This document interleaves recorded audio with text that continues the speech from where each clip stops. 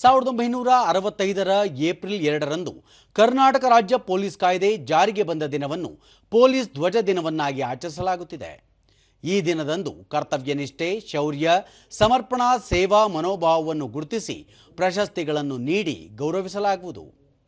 ಕೋರಮಂಗಲ ಕವಾಯತು ಮೈದಾನದಲ್ಲಿಂದು ನಡೆದ ಪೊಲೀಸ್ ಧ್ವಜ ದಿನಾಚರಣೆಯಲ್ಲಿ ಮುಖ್ಯಮಂತ್ರಿ ಸಿದ್ದರಾಮಯ್ಯ 197 ಮಂದಿಗೆ ಮುಖ್ಯಮಂತ್ರಿ ಪದಕಗಳನ್ನು ನೀಡಿ ಗೌರವಿಸಿದರು. 3 ವರ್ಷಗಳಿಂದ ಬಾಕಿ ಉಳಿದಿದ್ದ ಮುಖ್ಯಮಂತ್ರಿಗಳ ಪದಕವನ್ನು ಈ ಬಾರಿ ವಿತರಿಸಿ ಎಲ್ಲ ಪದಕ ಪುರಸ್ಕೃತರಿಗೂ ಮುಖ್ಯಮಂತ್ರಿಗಳು ಅಭಿನಂದನೆ ಕೋರಿದರು.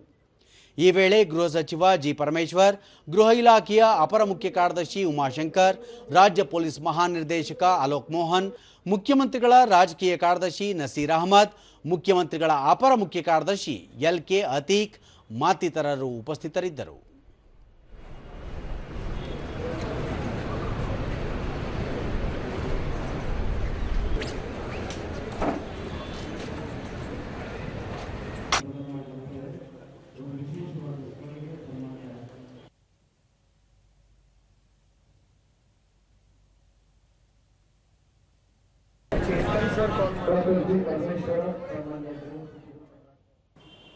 ಬಳಿಕ ಮುಖ್ಯಮಂತ್ರಿ ಜನರ ಜೀವನ ಸುರಕ್ಷಿತವಾಗಿರಲು ಕಾನೂನು ಸುವ್ಯವಸ್ಥೆ, ಶಾಂತಿ ಪಾಲನೆ ಉತ್ತಮವಾಗಿರಬೇಕು. ತಂತ್ರಜ್ಞಾನದ ಬೆಳವಣಿಗೆಯಿಂದಾಗಿ ಸೈಬರ್ ಅಪರಾಧಗಳು ವ್ಯಾಪಕವಾಗಿ ಹೆಚ್ಚಾಗುತ್ತಿವೆ. ಅದೇ ತಂತ್ರಜ್ಞಾನದ ಸಾಧ್ಯತೆಗಳನ್ನು ಬಳಸಿಕೊಂಡು ಸೈಬರ್ ಅಪರಾಧಗಳನ್ನು ನಿಗ್ರಹಿಸಬೇಕು ಎಂದರು. ಮಾದಕ ವಸ್ತು ಮುಕ್ತ ರಾಜ್ಯ ಮಾಡುವುದು ತಮ್ಮ ಸರ್ಕಾರದ ಗುರಿಯಾಗಿದೆ ಎಂದ ಅವರು, ಪದಕಗಳನ್ನು ಪಡೆದವರು ಬೇರೆಯವರಿಗೆ ಪ್ರೇರಣೆಯಾಗಬೇಕು. ಕಳೆದ 2 ವರ್ಷಗಳಲ್ಲಿ ಅಪರಾಧಗಳ ಸಂಖ್ಯೆ ಇಳಿಮುಖವಾಗುತ್ತಿದೆ. ಜರ್ಮನಿ ದೇಶದ ಪ್ರಧಾನಿ ಮತ್ತು ಪ್ರತಿನಿಧಿಗಳು ರಾಜ್ಯದ ಪೊಲೀಸ್ ಕೌಶಲ್ಯ ಹಾಗೂ ವೃತ್ತಿಪರತೆಯನ್ನು ಶ್ಲಾಘಿಸಿದ್ದಾರೆ. ಇದು ಮೆಚ್ಚುಗೆಯ ಸಂಗತಿ ಎಂದು ಹೇಳಿದರು. ಪೊಲೀಸರ ಅಗತ್ಯ ಮತ್ತು ಬೇಡಿಕೆಗಳನ್ನು ಈಡೇರಿಸಲು ತಮ್ಮ ಸರ್ಕಾರ ಸದಾ ಸಿದ್ಧವಿದೆ. ಬಜೆಟ್ನಲ್ಲಿ ಇಲಾಖೆ ಮತ್ತು ಸಿಬ್ಬಂದಿಯ ಅನುಕೂಲಕ್ಕಾಗಿ ಘೋಷಿಸಿರುವ ಎಲ್ಲವನ್ನೂ ಜಾರಿ ಮಾಡಲಾಗುವುದು ಎಂದರು.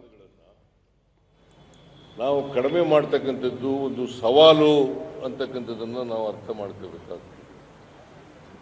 ಅದಕ್ಕೋಸ್ಕರ ಇವತ್ತು ಆಧುನಿಕ ವಿಧಾನಗಳನ್ನು ಅನುಸರಿಸಬೇಕು. ಆಧುನಿಕ ಏನೇನು ಆವಿಷ್ಕಾರಗಳಿದ್ದಾವೆ ಆ ಎಲ್ಲ ಆವಿಷ್ಕಾರಗಳನ್ನು ಕೂಡ ನಾವು ಈ ಅಪರಾಧ ಪತ್ತೆ ಹಚ್ಚೋದ್ರಲ್ಲಿ ಮತ್ತು ತನಿಖೆಯಲ್ಲಿ ಶಿಕ್ಷೆ ಕೊಡಿಸೋದ್ರಲ್ಲಿ ಪ್ರಯತ್ನವನ್ನು ಮಾಡಿದ್ರೆ ಆ ಪ್ರಯತ್ನ ಮಾಡ್ತಕ್ಕಂಥದ್ದಾಗ್ತದೆ. ಆ ಪ್ರಯತ್ನ ಸಫಲ ಆಗಲಿಕ್ಕೆ ಸಾಧ್ಯ ಆಗ್ತದೆ.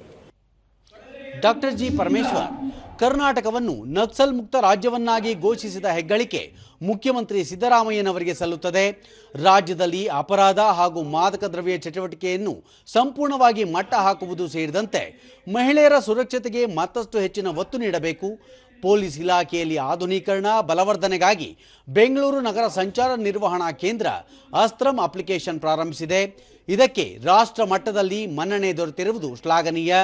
ಪ್ರಸಕ್ತ ಬಜೆಟ್ನಲ್ಲಿ ಪೊಲೀಸ್ ಗೃಹ ಯೋಜನೆಯನ್ನು ಮುಂದಿನ 5 ವರ್ಷದವರೆಗೆ ಮುಂದುವರಿಸಲಾಗಿದೆ ಎಂದು ತಿಳಿಸಿದರು.